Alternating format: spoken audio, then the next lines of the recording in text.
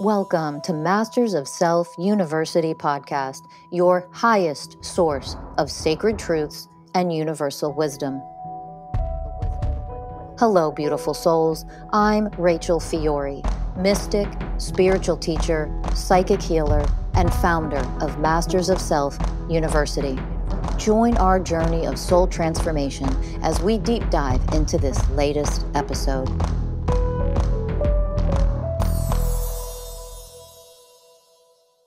Hey everyone, and welcome to this episode of Masters of Self University podcast. I'm Ellie Lee. And I'm Danny Morley.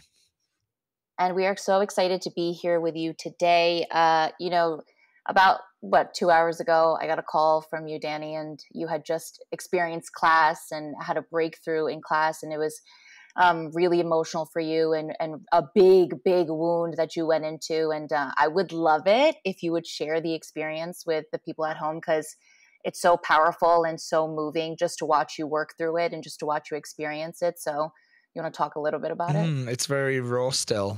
So I think this is a very, very good time to get into it and kind of like tell the listeners what we're really doing here at MSU. I was in class today, and at the end of it, we're practicing coaching on each other. And towards the end of it, I volunteered to be the coach, and I was coaching a fellow coach, Greg. And what he was bringing up was that he was feeling very anxious when he was coaching. And that was exactly what I was going through as well. And so as I'm trying to help him work through this trigger of his, of the anxiety and the freezing, I was actually freezing and experiencing anxiety myself. So it was a very interesting kind of way that it was all unfolding. And I got to the point that I had to just ask Rachel to step in and just coach. So she jumped in, and as soon as that happened, I had to mute myself, and I could feel this big wound coming up. And I think in the past I would have just backed away from it, or distracted myself, thought about something else, tried to get myself out of the pain. I would have done anything to not experience what I was feeling, because what I was feeling was so overwhelming that I didn't want to feel it. It was, I could feel my body freezing. And luckily I had the consciousness this time to actually go into the wound. And as I went in there, it's just an immense amount of, I was feeling frozen, yet all this survival mechanism of being frozen, but also extremely just hurt and scared, in fear, lonely. And it was the part of the abandonment wound of when my mother left when I was 6. And yeah, it was incredibly painful.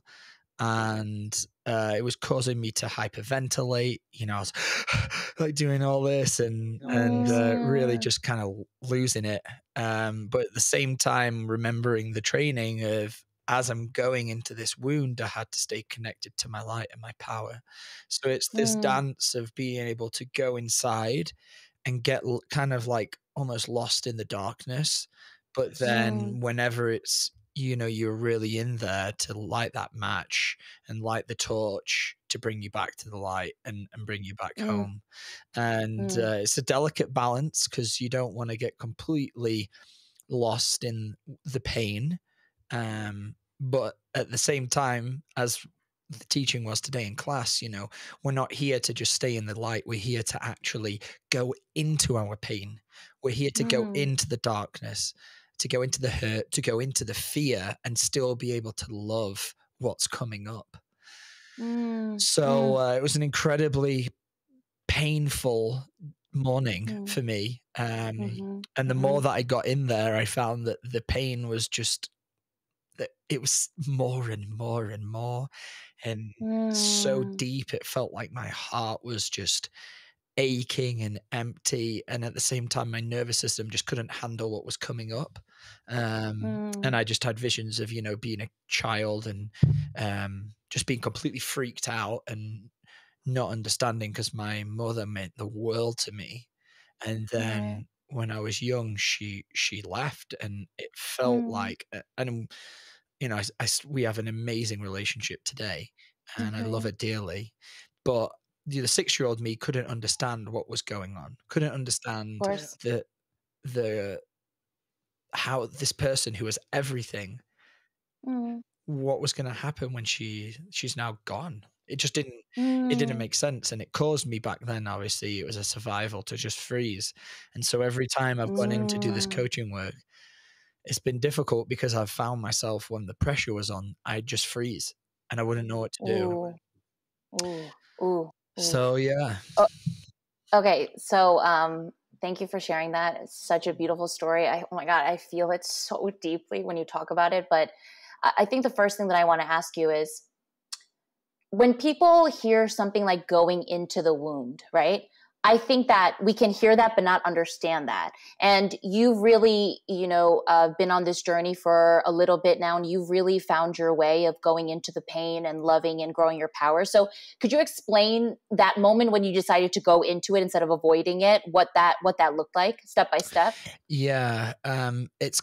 It comes from a process of doing this. It's not like you can just one day go, okay, I'm just always going to go Right. into my pain now.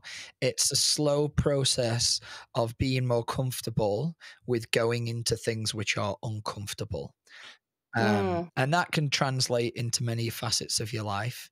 But in terms of emotionally, this is what, emotional intelligence is, and emotional fitness, emotional maturity is the ability to actually go into whatever it is you're feeling. So, what was the exact question you asked? When was the moment? Yeah, the moment that you decided to go into the wound, how did you go into the pain? Learning to continuously open. So I have a daily practice of doing this where I go in and I open, and instead of just wanting to feel good, I'm opening, and whatever comes up, I open into that. And it's not something, sounds very strange when you say it, but it's a practice Sure. that you have to do. And it might start, for me, it started out as something very small. So like you go into your heart and you open, and there might be a very small sensation. Now for me, if I continuously open and open and open, I eventually get into more of a blissful state. But sometimes that doesn't happen because you've got a wound that's showing up, like today. So it's having it it's it's very complicated. It's very hard to put to words now you've asked that question. Yeah. But it takes practice, and it takes lots of time to be able to just develop this internal skill of opening yourself to whatever's there. And actually, I Yes. asked Rachel today, I said, what's the different, do you get your power from opening up into the darkness or from expanding into the light? And yeah, Ooh. and she said that it's from your power in the world comes from your ability to go into your own pain. Yeah. Wow. So, I mean, this whole time for it's been nearly 6 months now, I've been Right. working a lot on opening up to love, which is definitely a part of the practice. And, I found I've been in many blissful states and many loving states of consciousness, which felt very high vibration. But I was still lacking, I felt like, the power to be able to go inside and pull out my own shit, for lack of a better word. Yes. Yeah. And so I was interested about that and wanted to talk to her today. And yeah, so it was, the way she was saying it is that your own power comes from your ability to go in to the dark stuff, Yeah. not the light. Yes, obviously you want to be able to go into the darkness and then bring your light, and that is the power, but you have to be able to actually go into the pain. Oof. That's power. Yes. Yeah. Oh. Because otherwise we're just avoiding, even, and this is what I've been wondering in my mind, is like, I'm doing all this work to get into these states of love and states of bliss. I'm like, is this another spiritual bypass? Am I just focusing on the good aspects of myself or life? Not necessarily myself, but like going in and trying to feel the good feeling, which is bypassing all the bad stuff. And I think in some ways it is. But the important thing that she said today, and it was a very important teaching, is just open up and whatever is there is there. And if you end up having a blissful experience, then that's amazing. And if you end up, feeling something that isn't that, then go into it, investigate it, and feel like, what is that? Yeah. Yeah. I shared with you this morning, Danny and I have had a very emotional day in general on both parts, but I was triggered by something yesterday that I thought was just a very simple insecurity. And the deeper I got into it, I realized that it was a very, very deep wound that was like underneath a lot of other wounds that like I had buried deep. I didn't want to see that. I don't want to feel it. And what I experienced when I went into the pain was just this overwhelming desire to just love it. Because I had understood how long it had been there. I had understood how much I had ignored it. And, that's why this is the warrior's path, because the warrior's path is straight into the darkness. And in the darkness, you bring your light and you infuse it with that. But you cannot, love is power, right? So when we go in there and we love, that's how we grow our power, because we're filling it with love. Yeah. And so for me, it was a profound experience to just be in the darkness and just like the crying that was coming out of me. It was like, it was wailing, it was like this feeling of, I have been wanting to release this. I have been wanting to love this, but it's only when that little trigger comes along, the simplest thing comes along and just kind of nudges, that the whole thing pops. But the beauty of it, and the thing that you kept saying to me this morning was, you can love this though. Like you can heal this now. Like you have the tools for it. And I think that's been the craziest thing for us on this journey, is understanding that we are the tools, that we just need ourselves in those moments of pain when it comes up, that we can really alchemize this into love, which is power. Beautiful. Yeah. Thank you. Yeah. And you're what, three months into your work with Rachel so far? Yes. Has this been the deepest wound that you've got to? Ooh, this is probably top 3. Yeah. Top 3 for sure. I've found that the more and more you do this work, obviously the more and more you grow in your power, and then you're more and more, your heart opens to a place where you can get into the deepest and darkest things. So for me, it's been like a upwards, if it was on a graph of my pain and the time, and it's a continuous evolution upwards, in terms of your own power, and then how deep you can get into your own pain. But the good part is, once you get in and you find all these core wounds and you clear it, then all you got to do is work on the present moment. And it's a lot easier to handle life living from this reality than living from the reality of your 6-year-old, of your 1-year-old, of your 3-year-old. Totally. Because part of this work is we're working multidimensionally in the past, which sounds a little far-fetched if you've never really looked into these kind of concepts. But all we're really saying is, when you're triggered, you're living your life as that 7-year-old right now, or 6-year-old, or 8-year-old, or whatever it is. So when you're that age, you don't have these skills that we're learning right now. We don't have the emotional intelligence, maturity, capacity to handle these intense situations which happen to us. And so now, through this work, you can develop the skills to go back into these experiences and bring them up to the surface, and then actually process them, because trauma is just energy or emotion, same thing essentially, that is just our nervous systems can't process and handle at the time. So they get stored in us, and then we're constantly living this reality of the past until we eventually heal that, and then we can be present. Which keeps us at that same frequency. If you keep living in the past, you're just living on this same frequency. The moment you alchemize it and heal it and love it, then you're on to the next level, right?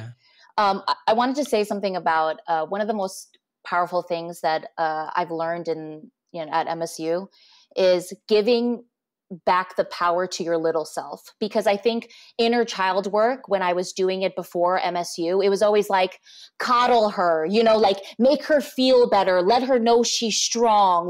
But it was never like, fuel that within you, little one. It was always like this codependent thing of like, I've got you. you know, as if my little 5-year-old self or 6-year-old self couldn't handle herself. Like it was this feeling like you need me. And I think through Rachel's teachings and everything that we've learned is, you know, fuel that little you and remind them of the power and love that they are, that they've always been that. It doesn't matter the age. They've always been loved. It's in them. So now you remind them of that.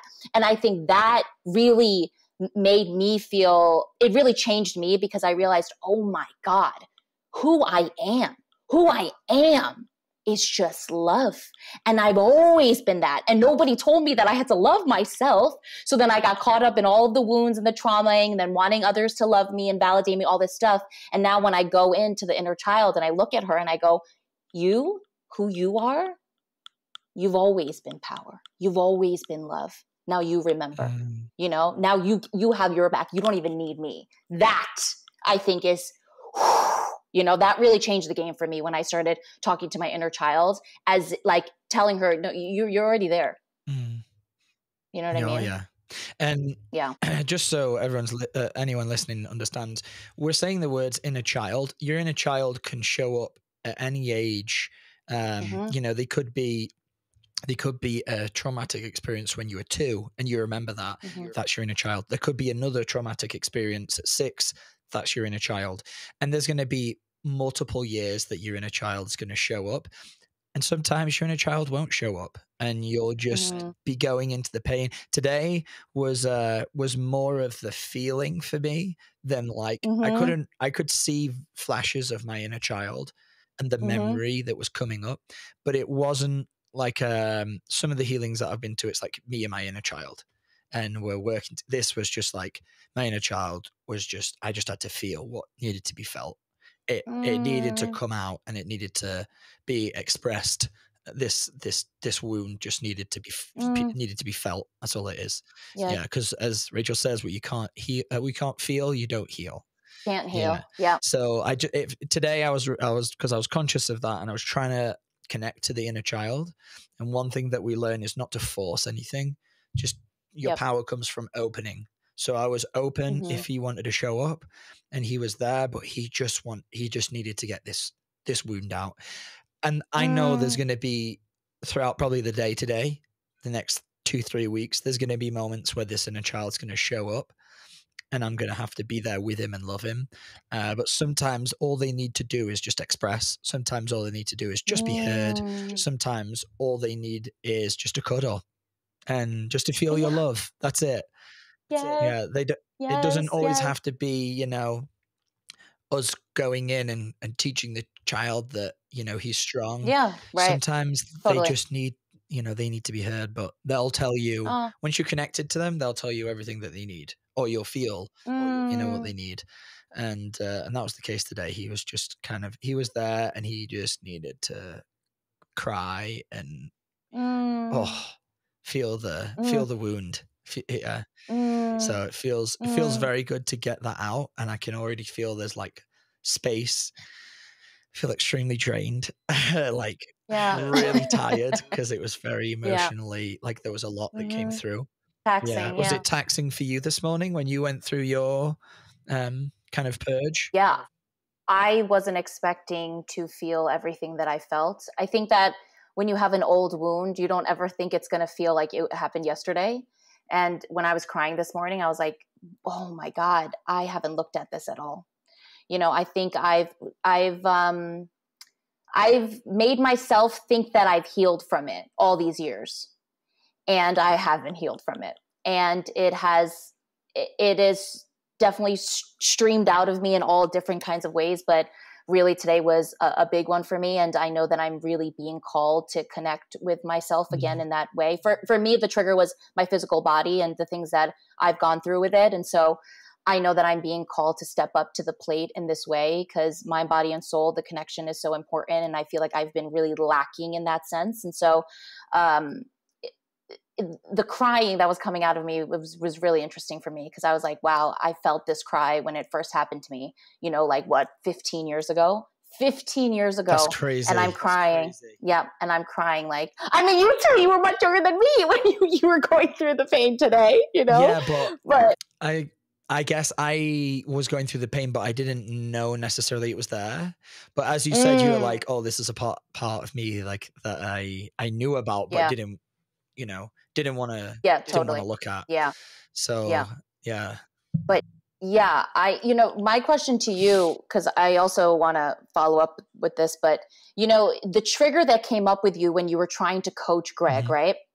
That feeling, that emotion of like the anxiety, the freeze. Was it immediately like, oh, this is a familiar feeling, I can pinpoint this to when I felt this before? Or how did you make the connection to, oh, this is connected to when my mom left? I didn't need to make the connection because your heart does it all for you. So yes, I'd felt that before, and always just kind of brushed it off to, oh, it's anxiety, fear of performance, and kind of brushed it under the rug as, oh, this is normal because I'm in front of people, I'm feeling the pressure, Sure. right? Sure. But it turns out with a lot of these things, if you're not at peace, like regardless what it is, there's some program running, there's something there. And so I went in and started opening, and because I've been practicing opening continuously, daily, every day, going open, my initial reaction wasn't to run away, it was to open. And that's why Rachel says for this work, you need devotion and willingness. And it's so true. I never would have got my healing today if I wasn't devoted and doing all the work that led up to this point every day, normally every day and night, going in for half an hour, open. And so when you open, when you're in there and you're actually connected to your heart, which is a whole, like, that's very easy to say, oh, I'm connected to my heart, but to actually be connected is like, that's a skill. And so to actually be connected, and then when you go into the pain, your heart just takes you to wherever it needs you to go. And sometimes that will be a memory, sometimes it will just be a feeling, sometimes it will be both, sometimes it's different every time, is kind of like what I'm saying. But yeah, for me this time I opened and it was a specific memory that was coming up. So I knew straight away that, oh, this is what that is. I can feel it. Yeah. Wild. Yeah. And I felt, I just felt like that 6-year-old again, who felt like the world was slipping beneath his hands and couldn't understand what the heck was happening to him. And, so, yeah. So, healing and loving that, and you feeling now that has created space. Like, I really want to talk about that energetically for people who don't understand that. And, we carry these energies with us everywhere. Like sometimes I was talking to this girl yesterday and she too was like, I feel like I can't lose weight because of my trauma. And I know that she energetically feels like it's very much attached to her in this very physical way. But can you talk a little bit about the feeling of what it feels like to really alchemize it and create space for something new? Yeah. So what we're talking about here is alchemy. It's exactly that. And when things are vibrating on a lower vibration or frequency, you're always going to live your life through that. So once that this, energy has come into the heart and been loved and it gets transmuted, which is what the heart is there for, is it upgrades and transmutes and transforms energies. So once it does that, there is all this now space within your field. So you have your physical body, your emotional body, your mental body, and then your spiritual body. And these fields contain all this, all these memories, all this information, and we're carrying them around with us constantly. And so they're vibrating at a certain level. And once they're cleared, then you've just created a new space for love to grow, for new things to be in there. And obviously the things that I'm going to choose to put in this new space is obviously going to be full of love, and it's going to be full of power and joy and, things that are going to serve me in this life, not things that are going to keep me small in my ego. Totally. Yeah. Totally. I remember when you and I were talking and you said to me, you're like, bring on the triggers because it means that I'm going to grow more in my power. And when I listened to that, I said to myself, that's the future. The future is a being saying, bring it on, baby, because I'm here to elevate. And that's what this work really is. 100%. Yeah. Yeah. There was a time in my life when I was very afraid of the darkness and very afraid of pain. And through all of the self-development work, but especially these last 6 months, I now like have my healing journey, like it's in my hands. And so yes. I'm ready. Bring it on. Let's go into my pain. I'm here for it. I'm not here to pussyfoot around or run away from shit. I'm here to dive in head first, which is why I kept on trying to coach in these classes, even though I knew I was so afraid because I knew that I was probably going to get triggered. I was so afraid to do it, but where I'm at now, I'm enough in my power to be able to grab the bull by the horns and say, let's do this. Like, I'm here for the ride. And when you have that attitude of taking the power of your own healing into your hands, then you can really transform. Yeah. And, you know, I was talking to a friend of mine last week, a dear friend of mine, and they were really struggling, and we were getting really deep about, you know, depression and anxiety. And I could tell that they were too scared. They even said like, oh, I'm not ready to like face my shit. And I was like, I get that, because I've been there. I totally get it. Absolutely. And sometimes we have to get backed into a wall and then fall into a hole, and then someone takes the ladder out, and then it starts raining, and there's water pissing in and the mud, and we're just stuck to be able to stand up and go, I'm going to get out of this. And that's when it's like the reclamation of your own power. Like, I'm going to do this. There's no one else who's going to save me. There's no one else who can do this for me. I've got to learn how to climb out of this hole, stand up on my 2 feet, and go and heal. Oh, very, yes. Yeah. I love that so much. Did you have a moment where, because my moment like that came, I was back from India, and I'd just been traveling, and during the time that I was in Asia, I spent 6 months in Asia, fell into a very deep and dark depression. And I ended up buying off the black market some antidepressants and started taking them, and they were helping, but they would help for 6 hours. And then I would go back to feeling like the world was gray and I couldn't feel anything, you know, all the pains. And so I had this moment where I was at my mum's house and I had these drugs, and I was like, if I'm going to do this, I'm going to do it naturally. And so I was thankfully not at a point where I'd been taking these pills, and by any means, I'm not recommend that anyone do this at all. But I took them and I flushed them down the toilet because I wasn't addicted to them yet. And when I say addicted, I mean like physically, because antidepressants your nervous system becomes reliant on, and you can't just throw them away. You need to be under professional supervision from a doctor to make sure that if you want to get off them, that you're weaning off them safely. Luckily I wasn't there. I was only taking these sporadically, and I threw them down the toilet and said, I'm going to do it naturally. And there was, you know, after I did that, I was like, what did I do? I just threw away my ticket to not feeling my pain anymore. And, you know, it took years. But eventually I got there. Did you have a moment like that when you pulled out the sword and stabbed it in the stone and was like, this is mine? Yeah. I think a big moment for me was leaving my last relationship. Extremely codependent. Extremely, I needed him to just be there to placate everything in my life. And when I realized that I had no self-worth and no self-love, and that I was leaning on this individual for everything, I had a choice to make. I said, you can stay on this timeline, or you can blow your life up and see what's on the other side. And that night I ended it, and thus began my journey into all of this. And for me, I had just moved into a new city across the country. I didn't know anybody. And so I knew that I was about to go on a solo journey, like solo dolo. And I did. And I think that showed me my strength. And like, I was really raw dogging it. Okay. Like I really was just like, I didn't have a job. I didn't have anybody that I knew, but I knew I heard the calling. And when you hear the calling, you have a choice, always, always. And I was very quote unquote weak, but there was that fire burning within me that was saying, let's go. And like you, I am here to walk through every fire.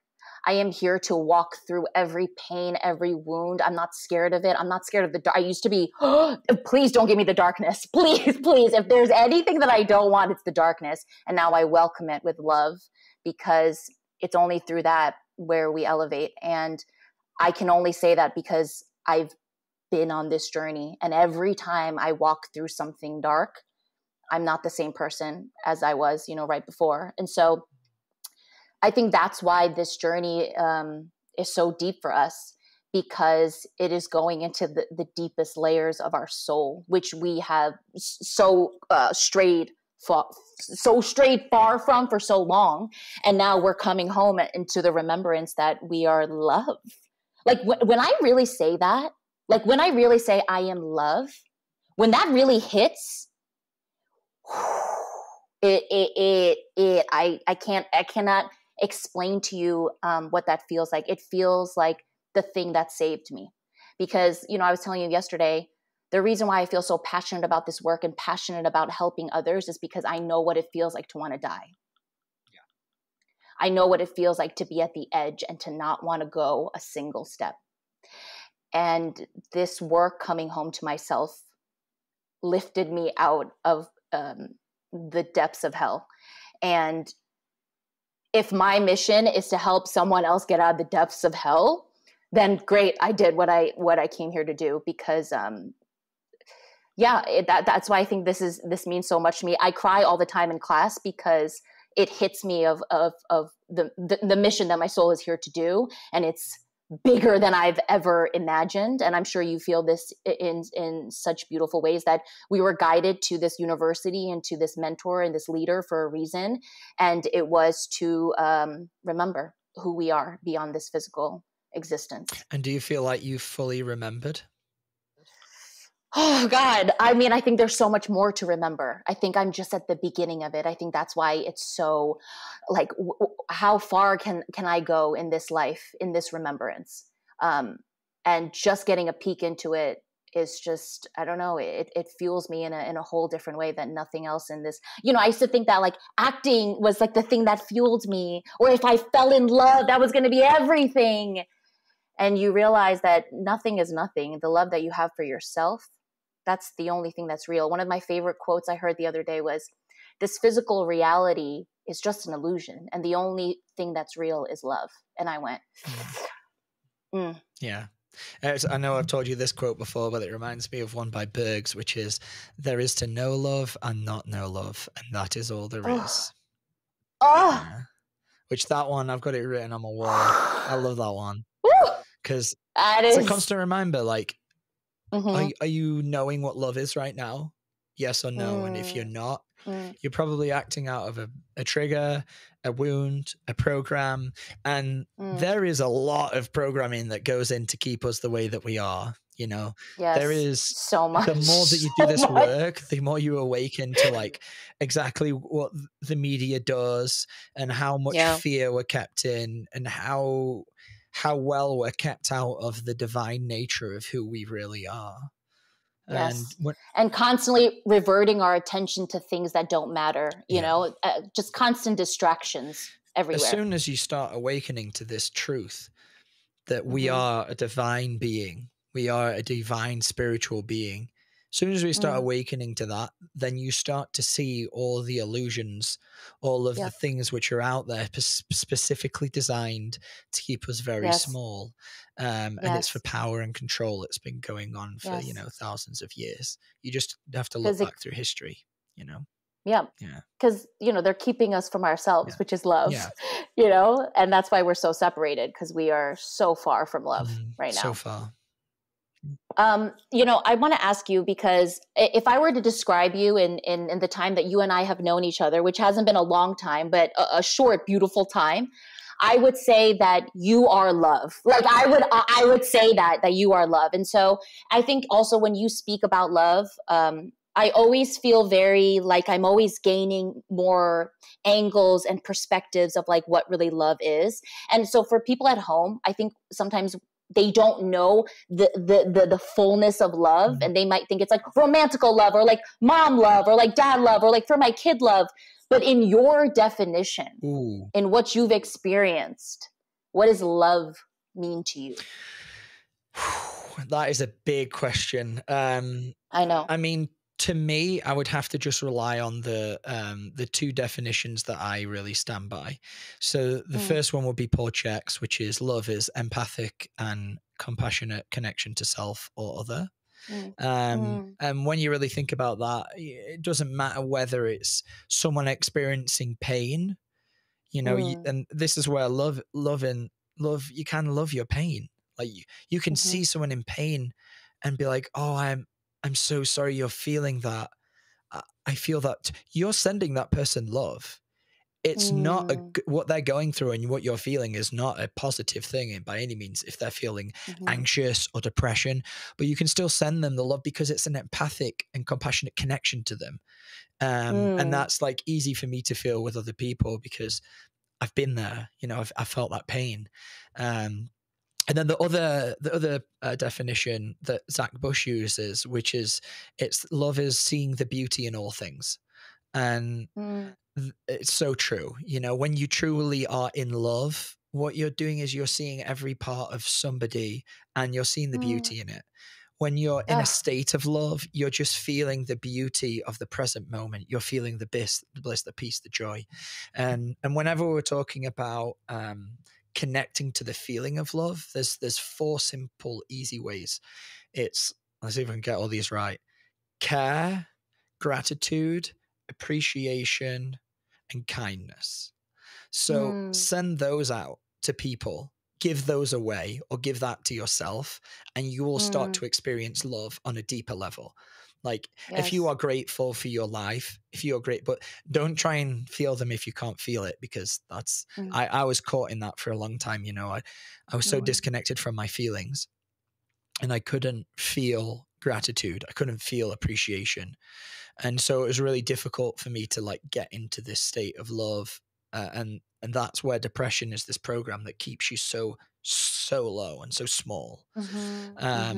And eventually, you know, through opening, you can get past that by opening yourself up to love. And then you can start to feel these things like gratitude, appreciation, care for another being, you know, like care for yourself. That is love, when, you know, you're really caring about their well-being and how someone's doing. That's giving love. And so you asked me what my definition is. And so I look at love as those 2 ways. It's like, it's creating a connection with somebody or yourself through empathy and compassion. And then also looking at, you know, how kind am I being? You know, judgment and fear is not love. Right. Don't get too lost in those, because I did, and it's hard. I would find myself judging. I would walk into the gym and I'd see people doing things and I'd be judge. I'd be like, and I'd be aware of it. I'd be like, why am I doing that? And it was related to a wound of being small. Yeah, powerless wound. It was easier for me to judge other people than look at how weak I feel. But it's only when you start to go in and love those things, you know, give yourself the compassion that you're able to get out of that suffering. I think, you know, you and I were discussing how my mother asked me what self-love was and if self-love was selfish or not. And, you know, I told her it's selfish for us to show up in the world hating ourselves because we are the energy that we emit. And, you know, Rachel said one time, I don't know about you, but the world is my family. And I went, oof, because you have to understand that we are one, that we are all just reflections of each other, that we are the same thing. And so the more you tap into the frequency of love, the more you tap into your heart, into cosmic love. I mean, think about how that changes the world. And that's what we're here to do. Yeah. Many of us are here to do that. And we got to do that by running through ourselves. 100%. to access our heart, because we've got so many blocks, so many programs. I mean, that's the big thing that we learned in MSU is, so what mental, emotional, and behavioral programs are you running? And it wasn't until I started writing them down, I was like, oh my God, I didn't even realize the difference between like in a mental or an emotional. It's all of these things. And once you go in there, right, and you really start to transmute, that's how we grow. And that's how love just all over. It's a state of being that then can radiate outwards, but it only comes from going into the pain. Yeah, you know, Yes. love isn't shaming what you're feeling. Love isn't feeling guilty for what you're feeling. Love isn't resenting how you showed up. Love is accepting it, forgiving it, being cool with it. You know, caring about it, being kind to it. And knowing whatever it is that you're feeling is okay. Yes. Oh, Danny, that was a beautiful way to just wrap up this beautiful little episode on love. For everybody out there, we have so many beautiful programs that are coming out. The Divine Heart of Man, which is all for evolving men. Please join our monthly membership where Rachel does 2 lives. And Danny, you are a coach. Well, so if you want to work soon. You will be when this episode gets out. You will be. Comes out, but right now I've got one more week. Yeah, he's got one more week. But when the episode comes out, please, sign up. And if you feel guided by Danny, thank you to everybody at home. Please subscribe, leave comments, share this around, and we will see you guys next week. Yeah, we will. Bye.